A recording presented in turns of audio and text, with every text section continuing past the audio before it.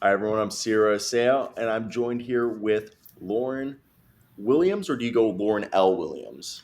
I do Lauren L. Williams most of the time because it's such a common name. Like if you go on Twitter, I refuse to call it X, but if you go on Twitter, there's just so many Lauren Williamses that I have to put the L. I have to No, take the complete. L. That's good. Lauren L. Williams of the Atlanta Journal Constitution. She is a Hawks beat writer for them, and we'll be talking about the Hawks right there. So, first off, I hope your off season's been well. I know it's kind of been. I don't know if this was expected on your part to be Yeah. quite as eventful in terms of the front office. That'll be Hmm. something we'll talk about, and there's a few other key questions coming up on the offseason, from extensions to who they'll, I guess, focus Yeah. on future being around.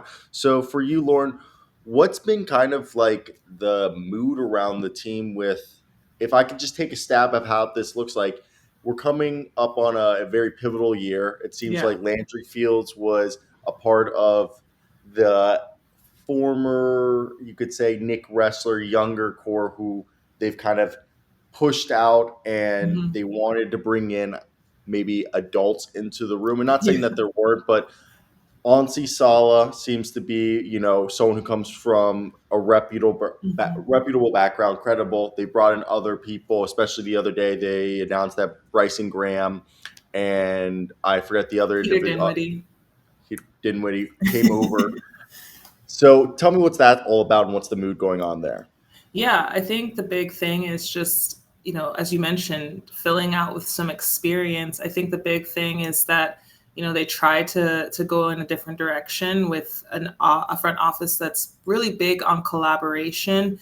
And at some point, you have to realize that you can't have too many cooks in the kitchen. Like, yes, you can have as many point of views as possible, but I think the big thing is you need somebody who's okay with making those big decisions. And that's not to say that Landry Fields wasn't that guy, but I just think that he's still so new in terms of what it means to run a front office. And I mean, I think the big thing is that Ansi Sala comes from, as we mentioned, quite a few different places like San Antonio and Golden State. And in both places, he built so much of a reputation of trust that some of those bigwigs were willing to kind of loosen the reins a little bit and let him, do quite a few different things. And so when you're able to do those jobs quite early on, with I guess you could say the guardrails or the bumpers on, you're able to kind of not necessarily fail, so to speak, but you're able to learn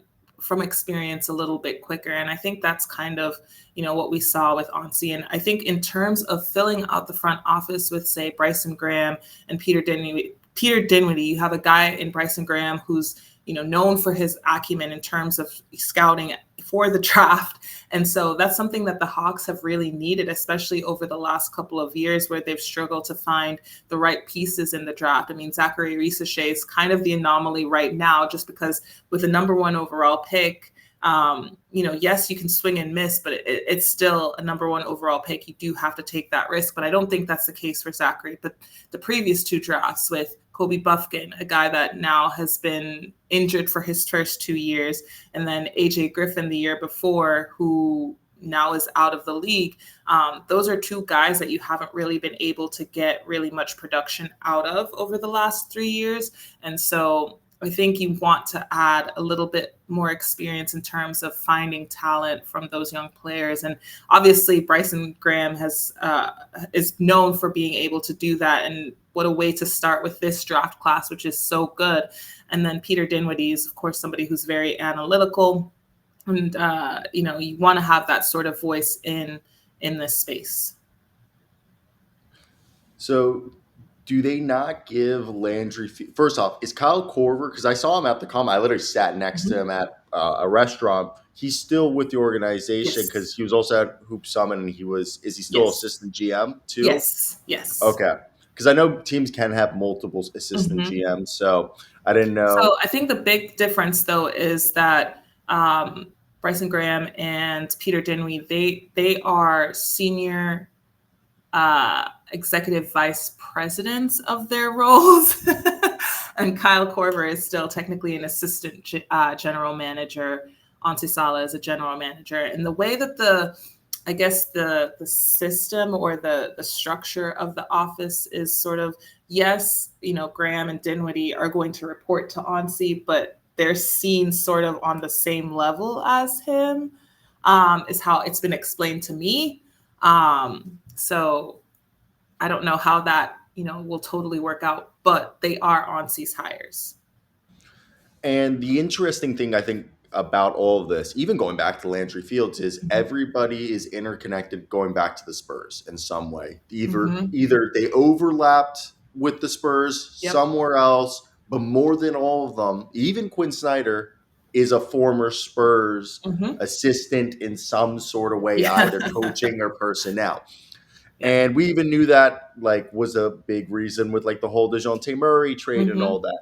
So I just want to know and yesterday it's funny that this kind of came out that the Knicks even reached out to the The Hawks Hawks. about Yeah. Snyder's availability and they were firmly denied. Yes. What is because again, I when I originally reached out to you, I was like, Snyder was like the big hire, the Mm-hmm. big fish available. They brought him in mid-season on what was supposedly a big deal. There was Mm-hmm. rumors that he had a voice on the roster. Then that was dispelled in the Mm-hmm. off season. What is, I guess, the new regime's thoughts on him? I assume like they're kumbaya, and does he have a say on the roster? And is he credited with the development on guys like Garrison Matthews and am I saying this correct? Vít Krejci and Krejci. Krejci. Like Krejci, crayon, but Krejci. Yeah. crayon. Oh, wait, Like crayon. Krejci. Like Cray. Krejci. Okay, Yeah. Krejci. Vic Krejci. Okay, yeah, Yeah. Vic Krejci, and a few of the other young guys on this, like Mogay, and Yeah. just really a lot of the hidden gems on that roster. Definitely. I think that's the thing with, these past couple of years. It's really been about development of the roster just because, they've lacked so many like star-studded pieces that it's hard to really not develop those guys, especially because they had so much playing time with so many injuries to this roster. That's something that the Hawks have severely lacked these last couple of years, as well as depth. So definitely Quinn Snyder has been, a credit to the development of those guys because he and his staff have put them in positions to succeed. And I think the big thing is that he does have a voice. I don't think that, the front office would totally discount his his opinion on what his roster needs. But at the end of the day, it was always told to us that the final say was Landry's. And so I guess you could kind of see it in terms of the lack of depth, the lack of size, and the fact that Garrison Matthews was getting so much playing time. And that's not a knock against Garrison Matthews because he is a tremendous person and he did what, he was expected and needed to do at the time. But unfortunately, that's just not what the Hawks needed in order to be a championship contender. And so, yeah, I think, they did the best with what they had, but unfortunately, it just ended up putting them in the middle of the pack still. But I definitely think that, as we said, Snyder has a voice, but I don't think he necessarily has the final say. Yeah, and I think that was a great way to put it. Is like no one's going to disregard your coach unless obviously it turns out a situation we saw in Denver, Yeah. where the GM and the coach clearly were not on the same page. Now, moving forward, I think you touched about it. Their injuries are Hmm. a concern with this team. Yeah, I loved Kobe Buffington as prospect and everything I've seen and heard. It's an unfortunate thing that the best ability is availability, and the backup point guard position has Yep. cursed Atlanta since I guess Lou Williams left town, and Lou Williams wasn't even a legit backup point guard for them because Chris Dunn was a failed signing due to that. I think what Hmm. a hand injury or thumb or something Something like that. Can't weird just remember kept off him the out. top of my head. Yeah, and then the thing I want to ask is moving forward, it seems like they need a repeat of what they, and obviously different regime, but the year they went on a run, they brought in a bunch of older guys. It felt like they had Solomon Hill, Danilo Gallinari. That's when they first brought in Bogdan Mhm. Bogdanovic. It felt like they surrounded themselves with at least like 5 or 6 established guys. Yeah. And I feel like they were able to bring some of those guys in, Karis LeVert and George Niang. What is like, I guess maybe just the outlook in your opinion that they are going for a playoff push, or is this another transition year? Yeah, I think the thing is that they have to listen to what Trey Young wants, right? And by and large, he did exactly what they wanted last year, which was helping them develop a guy like Tyson Daniels, who they brought over in that DeJounte Murray trade to the Pelicans, and then of course Zach Risachet. And so I think now, from what Trey has, kind of communicated to the media in his exit interviews and some of the things that have come out, since the end of the season, is that he wants to win. And so when your, star player sort of starts to put that mandate out there publicly, you're going to have to start to shape the roster, in that sort of way. And I think the other thing too is when Quinn Snyder took this job, he wasn't necessarily interested in building or rebuilding a team. I think he wanted to be in a position where he was coaching a team that was contending. And so when you have those sort of two pieces together, you're going to have to kind of build a roster accordingly. And I think, as you mentioned, with bringing in Karis LeVert and George Niang, they had Larry Nance Jr. as well, who are pretty, loud locker room voices in very different ways. Karis not as much; he's a little on the quieter side, but still a prominent locker room voice. It sort of starts to signal that the Hawks are trying to position themselves as a team that's going to be competing. And I think the fact that last season they started off so well, at one point they were fourth in the East, but then the injury to Jalen Johnson happened and it kind of tanked the rest of the season. It signals that the Hawks are a much more competitive team, even if they are not necessarily expected to be. And so I think the big thing is, just sort of ensuring that they have the right backups to a guy like Jalen Johnson so that you don't have that drop off if he does get hurt. But of course, you're going to want him to be a lot more durable as you move forward. You're going to want to have, as you mentioned, the right backup point guard to Trey Young. And so I think the big thing is that, are they going to find that in the draft? A lot of the guys that are mocked to the Hawks are either combo guards or bigs, not so many point guards outside of, I think Jace Richardson is one of the few like true point guards that I've seen that's been like mocked to the Hawks. But if I'm them, I would sort of look more toward a veteran to back up Trey Young, just because overall the roster is still so young. I mean, Trey himself is only 26. He's going to be 27 in September. So if they can find a solid backup that, can sustain some of those minutes when Trey takes his rest, then I think that's huge. I think they put a lot of pressure on Dyson Daniels to try to be that. And that's not to say that Dyson, didn't do well with that. But again, he's still young, he's still inexperienced, and he's still kind of unfolding parts of his game that, if you're a team that's trying to win, you might not necessarily have the time to explore all of those. Yeah, and I think you touched on it there that they've brought in a lot of pieces, but I think they've also needed to figure out the depth, Mhm. especially with backup point guard being one that I can't say you can go into this offseason with Kobe Buffkin Right. confidently being that guy without having bring in even like a guy like just Corey Joseph or something, who that was his role with the Magic, and the Mhm. Magic probably felt so happy they had signed him, not thinking that he would play as much as he ended Mhm. up doing. And I'm not saying that he set the world on fire, but that's those type of guys that are competent veterans that you can pay like a minimum salary to, and they're going to at least carry you to a couple games at a time. For sure. And I think too, in somebody that watched a lot of Corey Joseph when I covered the Pistons a few years ago, you can't necessarily knock the effect that he can have on young point guards or young guards, and just sharing, his experience. I mean, he does have a ring, if I'm not mistaken, from the 2020 or 2014 San Antonio Spurs. So that's not nothing. Whether or not he played a lot of minutes in those games is a different, but he still has that experience, and nothing, truly prepares somebody for longevity in the NBA than experience, especially playoff experience.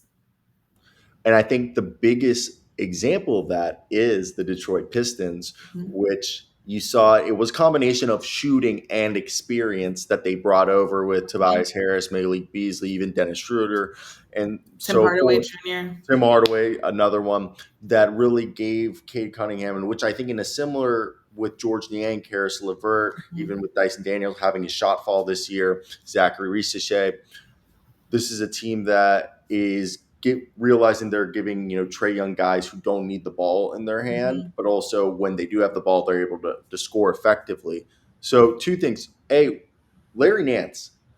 I've heard people report that he was a huge locker room presence, but he played Mm-hmm. 24 games. It was really weird how that was reported. Any insight in terms of like why was it kind of almost like it was like not really ever clarified what went wrong? He just got hurt, and they weren't even like the like soft tissue injuries. They were like bone injuries, things that you just can't really rush to heal. I mean, he had a broken hand, a few games into the season where it kept him out for a few weeks. Is like the outside of his pinky, his fifth finger, and then in a game against Orlando, he basically broke his patella, I think it was, or something around like the knee area. It's a And weird. I so, never heard it before either. The yeah, injury. yeah. So it's not that he wasn't unwilling to play. It was just that he had these freak injuries that you just like, what can you do? It's not even a, a a knock against his durability. Like if you break a bone, like you break a bone, like what can you do? Except like maybe put him in bubble wrap. I don't know. So again, it's not like muscle stuff where it's like overuse or anything like that. It's just stuff that happened in games, and like you can't train a bone to not break. I don't know. Yeah. Like, does No. that does that explain? I Yeah, don't completely. know. No, it was more so I was asking the sense that like it was almost so quietly how it was reported because Uh, he was impactful in the beginning of the year when mhm. they had him. He has that like the pinky injury, like is out for a few weeks. It felt like comes back and then immediately like disappears again. And whenever he played, he was impactful, but then Yeah. it was never like really like discussed like how everyone kept bringing up the shoulder injury for Jalen Johnson. Like we Mhm. knew it was a shoulder injury, but like we just knew that Nance was hurt. So that's why I was more saying like, oh, it felt way more quietly reported. For sure. I think too, so like the game where Larry's bone broke in the leg, it was like he was driving into or the basket for a layup, and Franz Wagner was like defending him, and like he went up to contest the shot, and his leg went out and made contact with like Larry's knee area. And immediately you just saw Larry go down and grab his knee. And he couldn't put any weight on it. He needed help coming off the court. So it was just, I mean, I don't know. Maybe Yeah. because at that point the Hawks, it was like right before the All-Star break too. Like Mhm. literally like one game before the All-Star break. So I don't know if that affected why it was so quiet, but And I knew yeah. he had just came back. It felt like a week Yeah. or two prior, like it was It's like like 2 that. or 3 weeks. Yeah. Yeah. He didn't get much stretch. So, Mhm. with that being said, it seems like they really valued a lot of their veterans this Mhm. year. And I know from conversations I had with people that they were deep in a Brandon Ingram like trade talks. It seemed that they were hoping to bring Brandon Ingram to basically play the Jalen Johnson role as a not like a rental. They were going to extend, give him similar extension, but play that role so they can make a play-in push. Mhm. They had that idea. Obviously, that fell through, Yeah, but I think that mentality is telling that they were ready to like cash your chips in.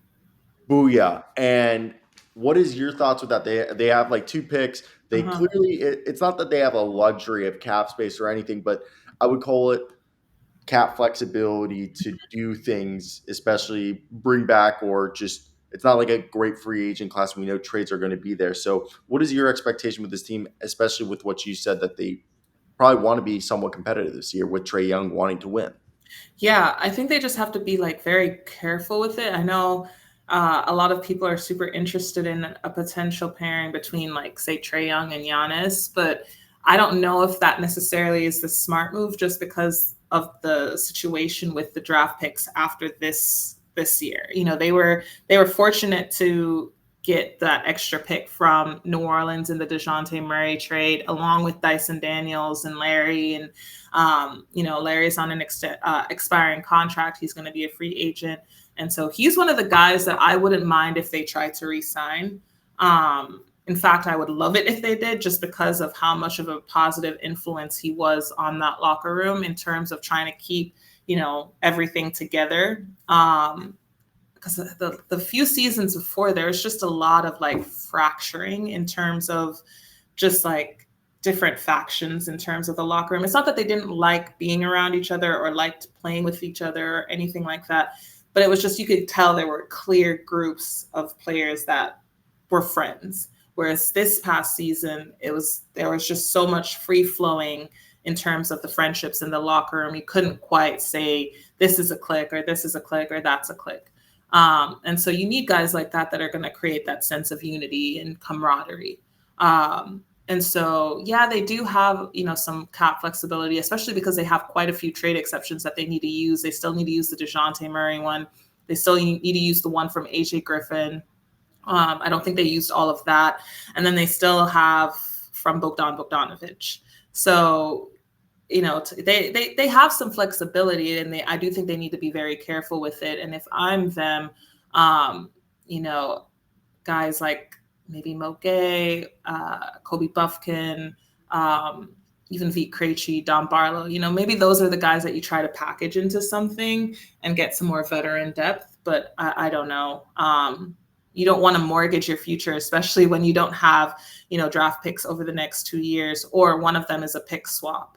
So, yeah, I don't know. I don't know what they're going to do. This team is definitely very confounding, because they haven't necessarily taken big swings in free agency. A lot of their big swings have been more so trades.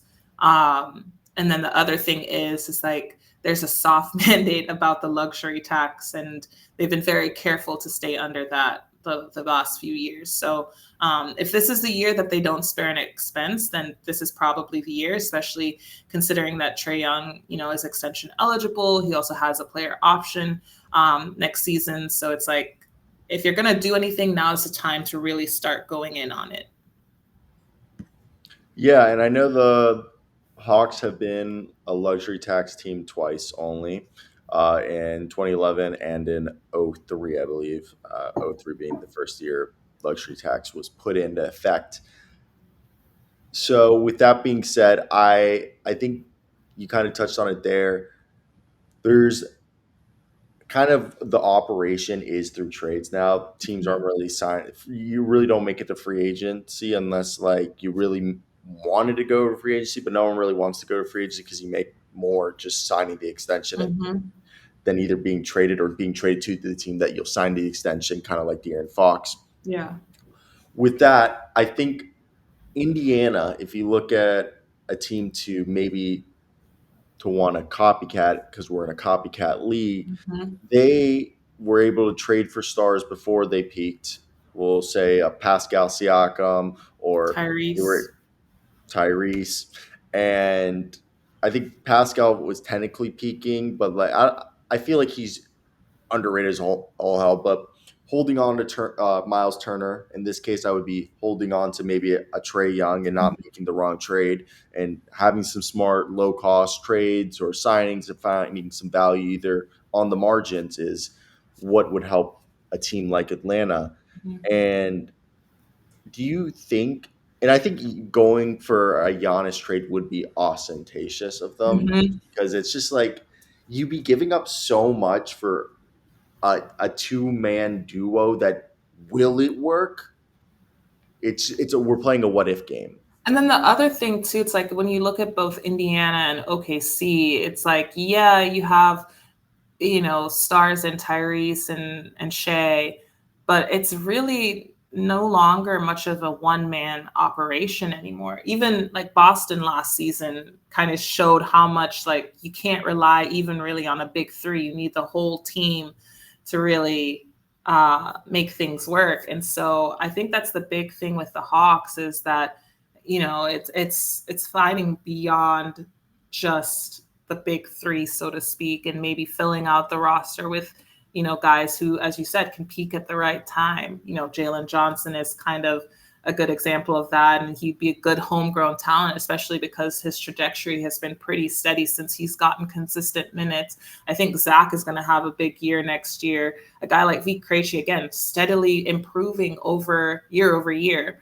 Mo Gabe finally started to get some consistent minutes. And so, he might take a step forward. And then if you can add some really good veteran, Onyeka Okongwu, I can't believe I forgot him.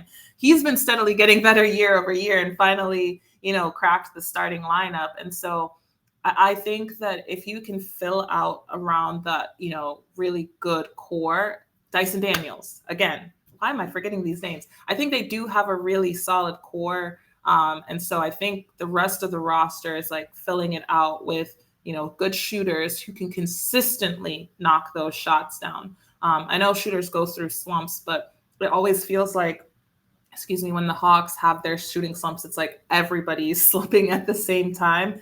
And so I think the big thing, is, finding another couple of key 3 and D guys. And that's to me where they really need to really buckle down in the draft and look at some of those options there. Yeah, and to go off of everyone that you just said, Dyson Daniels 6'6". You have Okongwu, we'll give him a 6'9". George Niang 6'8". Risache 6'8", 6'9". And I Krejci, think he's not done growing yet, Zach. I've heard that. I've Yeah. heard that. Krejci, what, a 6'8"? Yeah. Jalen Johnson, almost 6'10". Mhm. And that's what I've always said was you needed to have a bunch of big guys from a big two guard, a big wing. The center, you need an athletic center around Yeah. Trey Young, because the year that they went on that run, they had Kevin Herter, Daniil Gallinari, Solomon Hill, Bogdanovich, Clint Capella. Everyone was 6'6" and above on that team. That's how Mhm. you make up for having, a 6 foot tall point guard. Yep. I think especially what you're seeing with all these teams, OKC and the Thunder, you touched on it there, that there was a lot of homegrown talent. It's a team effort, Mhm. and the teams are usually maybe. I think they usually have big centers, a couple Yeah. of them, because that's what you need. But the rest of the roster, everyone is kind of like 6'6", 6'7", 6'8", like very Yeah. interchangeable in size. So this is another reason why I thought kind of Landry Fields was axed. Was I think the regime seemed like maybe, hey, we're kind of in a good position to maybe take steps forward, and we need, Yeah. how you said, someone with experience to know how do we take how what we just said, put the chips forward in a way that that someone's done it before. No offense to Landry, like you got the experience, and maybe down the road you get a chance to do it again. But they just felt like we're in an opportunity. We can't f this up, because this is another reason why I don't think you trade Trey Young. You'll never get return on your investment that is Mm-mm. truly comparable to the value that Trey Young is, who he is statistically the best passer since Steve Nash. Yeah. I think the other thing too is just like, sadly, there just hasn't really, I don't know, there just hasn't really been much of a market for Trey. And that's not to say, I definitely think he's still one of those guys that's super underrated. especially because of what he did this past season. He's really reshaped his game. And that's not to say that, he's totally reshaped it. There are still some moments where we saw some like very classic Trae Young, putting up shots that you were kind of like, should you have taken that? But for the most part, he was what the Hawks really needed him to be. And he was such a key part of that early run that they had to the in-season tournament. And so I definitely don't think that they should trade Trae Young, because again, it's like, what are you going to get back for that? I mean, I don't know if anybody's going to give up 3 first-round picks for a guard that's 6'1". We're just not seeing that many of those nowadays. And as we said, just in that last statement alone, it's like they just want a lot of size in the league these days. And so I think the big thing is that, they're going to really have to use the draft to the best that they can this year. And I mean, maybe they're packaging those 2 picks into something that will net them a really good veteran shooter who can help, create that sort of continuity that they've been missing between the first and second units. And especially if, there's an injury to someone.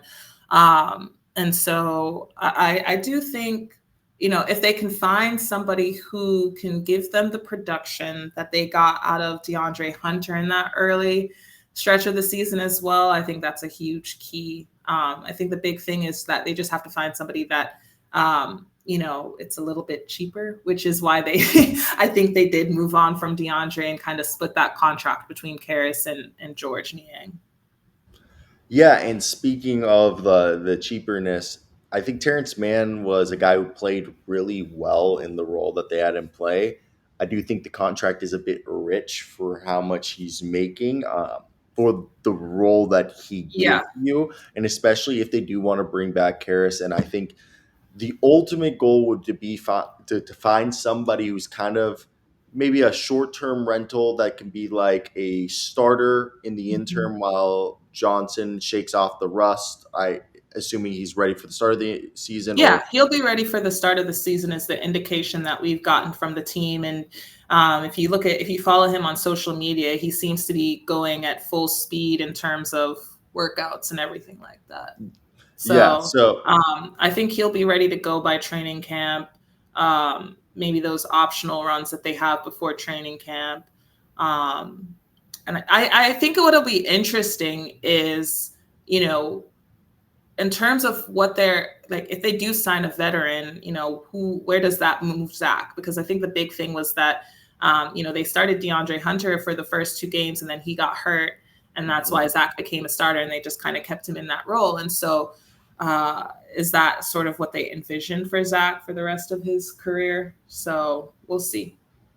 yeah, and to go off of that, I feel like the starting lineup might have kind of been cemented once Johnson and everyone got healthy. Is Dyson at the 2, Reese at the 3, Johnson at the 4 gives Okongo at you, the 5. yep, and Young. And now you have Niang, Levert. Niang is some shooting off the bench. Levert is the 6th man. You and the Pete Krejci. V. Krejci is kind of like the Swiss Army glue Mhm. utilitarian who can play shooting guard, small forward, even like point guard at pinches. So now Mhm. you just need to find kind of like a rim running backup big man who can kind of do the same thing Okongu Yeah. does, but like maybe is a little bit bigger to give you some size. Because I have been saying I think the Hawks need another stretch 5, which is one of the reasons I think they went out and got Larry, or they got Larry in that trade, is because he could stretch the floor. And that's one thing that Quinn Snyder loves, is shooters. And so, and I think the thing too is, like, when you look at this league and look at the 2 teams that are in the finals, what do they have? Yes, they do have a traditional big in Isaiah Hartenstein, or Hartenstein. Is that? I can't remember. I've heard, I know. okay, so I always thought it was Hardenstein, but I met people this past month that were all saying Hardenstein, and I I know got because he's really thrown. German. I know because Yes, he's German. So and I got I thrown by it. Now I'm saying Hardenstein. I used to say Hardenstein, Hartenstein. and no one said anything. And then I started hearing people say Hardenstein. I'm gonna say Hardenstein now too because I got thrown by it. Yeah. We'll go with Hartenstein. Yes, Hartenstein plays sort of like a more traditional big role.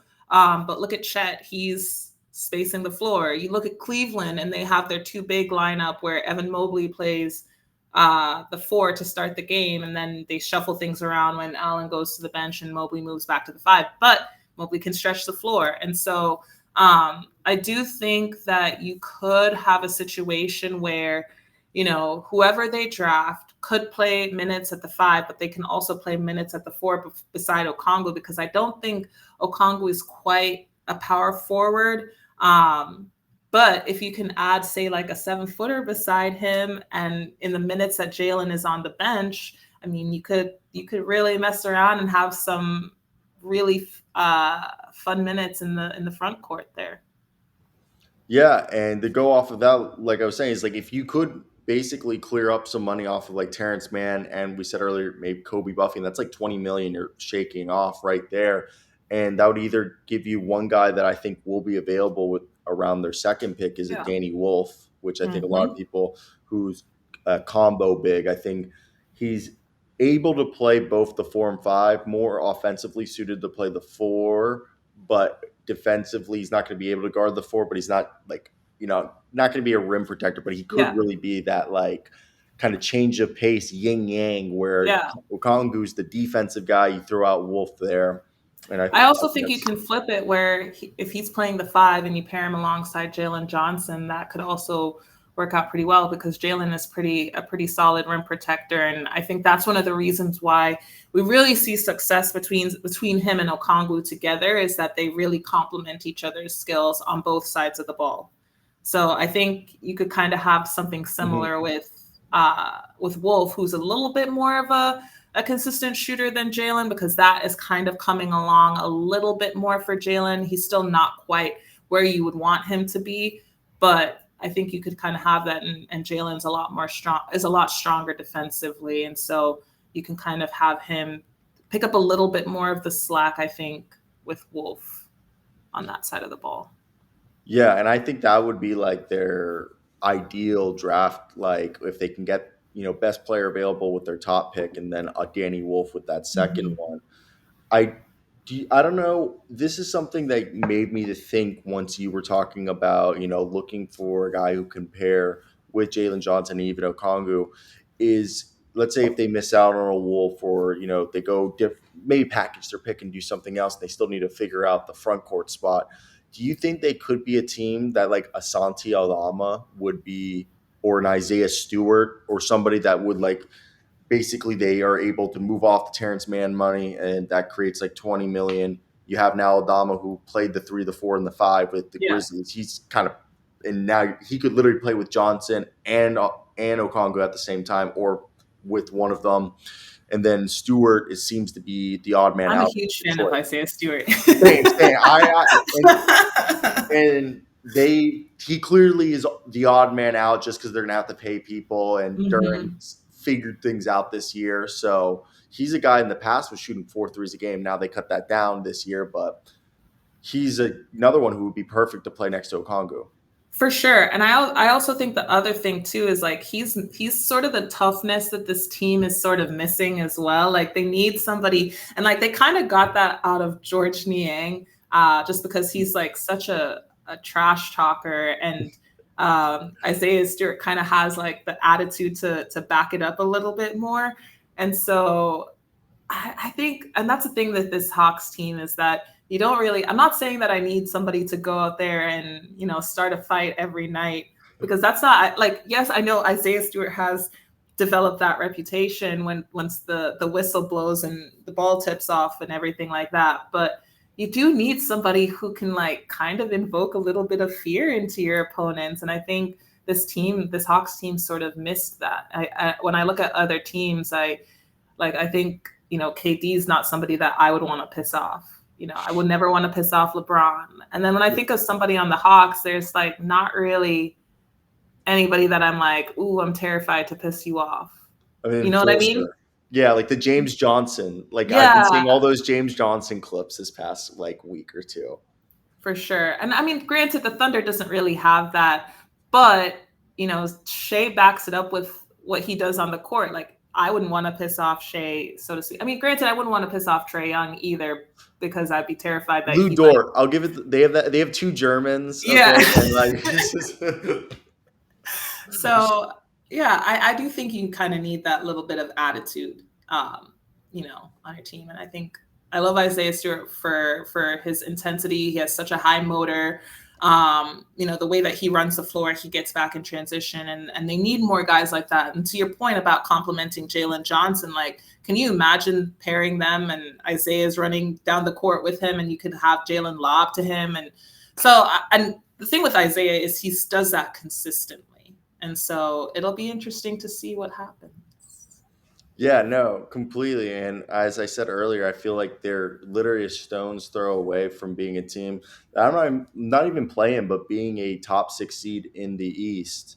Because if they can, I feel like the back end of the bench is like kind of figured out because they have the young guys and like Don Barlow, Mo Gay, and company that like you're figuring it out. But George Niang, as we said, Karis LeVert, Larry Nance, like those, if you can bring in, as we said, like a Danny Wolf, if we can bring in an Isaiah Stewart and you keep the same starting five, now you have a 10-man rotation right there that isn't that, especially if you can get a backup point guard that's competent, or at the very least a Corey Joseph-esque. I think You're the big thing is available too.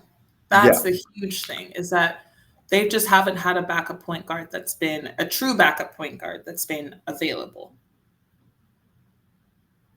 And that's like obviously as we said, the biggest availability or abilities availability. And to me, I think the trade market might be like the best route for them, especially with these exceptions, then going into free agency, because all the best free agents this year are restricted, and they have the exceptions that they need to use. So if I'm getting at from what you've told me is that if the Hawks are going to make roster changes, it's more than likely going to be via trade than making signings when the new league Yeah. starts. Yeah. And especially because I think the only signing is if they're re-signing their own guys, because they can. um, but yeah, it's hard for me to see them being able to bring in somebody like completely fresh and new. But yeah, if I had to say, if I were them, I kind of agree with you. I would try to sort of move off that Terrence Mann contract, just because one, you could bring in two guys for that, or again, you can use the trade exception too, right? Because one, it would create that trade exception, but then you also have, as we mentioned, 3 others that they can utilize. Yeah, exactly. And that would give you a plethora of moves to do there. Not only the 20 million you'd create through Bufkin Man, but also being able to then do lateral moves with the other exceptions. But that was everything I had to ask you, Lauren, today. I thank you so much for that. Of And course. by the way, we talked about it earlier. You're with the Yeah. Atlanta Journal-Constitution. Yeah. You just dropped that post with Trae Young, and basically tell us a little teaser about it, and I'll have a link in the description. For sure. So I got the opportunity to go to OKC for the first game of the finals, just because that's where Trae Young is from, and he graciously gave me a couple minutes of his time to talk about what he's been up to this offseason and just what he's looking forward to doing as far as trying to bring a championship to Atlanta, just because, watching the team that he's kind of rooted for his whole life in the Thunder, it sort of brings a little bit more motivation to him to actually win one for himself. No, that's really cool. That's really cool. And how long is the flight there to OKC? It's not that long. It's about 3 hours. So it was just, I think the big thing that really surprised me about that is that flights were ridiculous.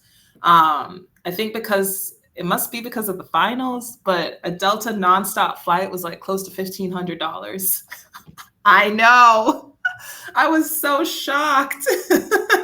That's not. I was thinking like 500. You were about to tell me. No, Nope. I had to take a screenshot of it because I couldn't believe it. I wonder if I can find the picture. my stomach just like hurt. Like, Hold oh on. my I'm gonna god, find you the picture. And this is through it's like a trip to Europe. exactly. This is through like my work. Um this is like through my work like booking app. I don't know. Can you Yeah. see? Oh my god. Yeah, yeah, I see it. I see it. Yeah, just yeah. Wow, that's Yeah. crazy. I had to take a picture. I couldn't believe it. But yeah. So Wow. but it was a really fun experience. It was unreal watching Indy come back from being down at one point like 15 and being in the building for that. It was just like dead silent at some moments with OKC fans. Is like the Pacers just steadily like cut into the lead in those last 4 or so minutes, and then that Halliburton shot. I Was it just couldn't deflated? Like, did people like just kind leave? of deflating. Yeah. I mean, nobody left because it was so close all the way down to the end, of course. But I just, and like the thing is, you can't even like say anything about Cason Wallace's defense really because he was with him basically the whole time. And Yeah. then he pulled like Halliburton just like pulled up and then hit that midi. And you're just kind of like, did that really just happen? So I know a lot of the OKC writers, they were like, this was a lot like that Denver game. A lot like that Denver game. So That's for my first finals experience, I can't complain. yeah, no, that's crazy. That's crazy. So What a great experience though for the first time. I know I'm blessed. Very, very Yeah, blessed. yeah. Jealous right here. Jealous. Hashtag blessed. Yeah. No, but So thank you, Lauren, for coming thank on. you. That was everything. And what's it called? I'll make sure to also tag you when I socialize Okay. this. Perfect. Thank you. Thank you. Take care. Bye bye. Bye.